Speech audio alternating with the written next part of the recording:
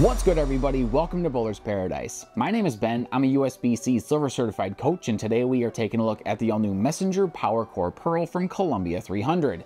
Before we fire this one up though, be sure you subscribe to the channel. It's free, it's easy, and it's the best way to help us help you get into the right pieces of equipment regardless of your skill level or playing style.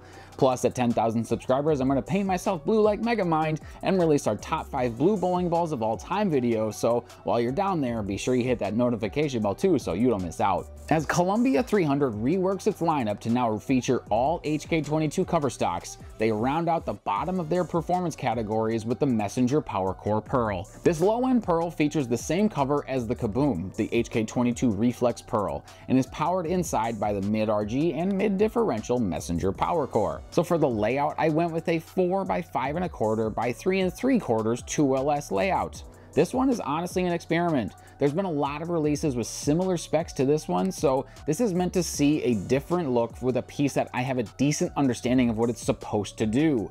This is probably not a strategy that I would use with a big ASIM, but for a lower tier piece of equipment like this one, sometimes it's fun to see what a new layout gives you. And on the lanes, the Messenger Powercor Pearl was actually great. This is a simple piece with a simple path to the pocket. It provides easy length to get it to the spot down lane that it needed to get to, and a very usable motion off of that same spot. The Messenger didn't force me into any specific area at the arrows, but it definitely needed to get outside into some friction to do the right thing. But my favorite part about throwing this one was its repeatability on the shots that get to the foreboard. If I got it to that spot, there was a really high likelihood that I was going to strike and that the shape was going to look great doing it. Sometimes with lower end pieces like this, they'll hesitate to get up to the pocket even on some good shots, but not with this Messenger Pearl. However, on the misses towards the inside part of the lane, it was too clean and the shape can only be described as flippy.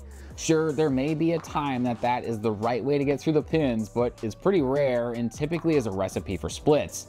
The key here is to know when the time is right to use this piece and having a good set of complementary options to go with it. So if I were to add the Messenger Powercor Pearl to my arsenal, I'd likely pair it with a Rattler NU and the Track Cypher. The Rattler NU will be a fun and reliable piece in the part of the lane just outside of where the Messenger would be best, and then the Cypher is that strong, reliable, but even reacting solid piece. The Messenger fits in between these two, so that gives you the flexibility to tweak the cover to best match your playing style. Jumping to our Crossbrand Comparisons, I first took a look at the Super GT from Motive, and here I see a piece that is about as clean through the first 40 feet of the lane as the Messenger, but with its increased differential, makes a more pronounced move towards the pocket. Players with a lower rev rate will likely match up more effectively with this one to fill out the bottom of their arsenal. Then I took a look at the Lightning Blackout from Storm, and here I see a shape that is pretty much the same.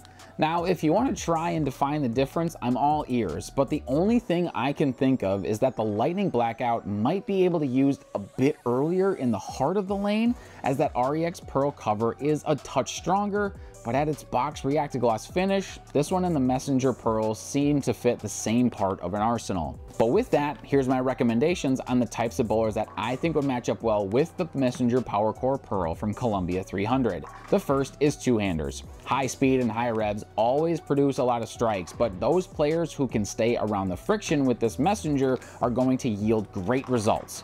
It won't force them to move way inside, and it also won't struggle to get through early friction, which is about all you can ask for out of a low-end piece like this. The second recommendation is for lefties. Because this piece looks so good when I can keep it in front of me and up the lane, I see it being a great option to beat that urethane stretch without needing huge angles through the front part of the lane. The Messenger Powercor Pearl will clear the fronts even when they're blown up, and will be able to boom off that mid-lane friction brought on by that inevitable purple hammer traffic. The all-new Messenger Powercor Pearl might not be the flashiest release of the year, but in the right hands, could be what you need to deliver your next perfect game. And you can pick this up today and much more at bowlersparadise.com. Be sure to use the discount code YouTube at checkout for free shipping. Thanking to my friend Ryan Shafransky for the drilling of this piece, and to Dale's Weston Lanes for letting us film this video. If you haven't yet, smash that like button, subscribe to the channel, hit that notification bell for more ball and product reviews. But as always, remember you guys, having the right ball in your hands, now that's a bowler's paradise.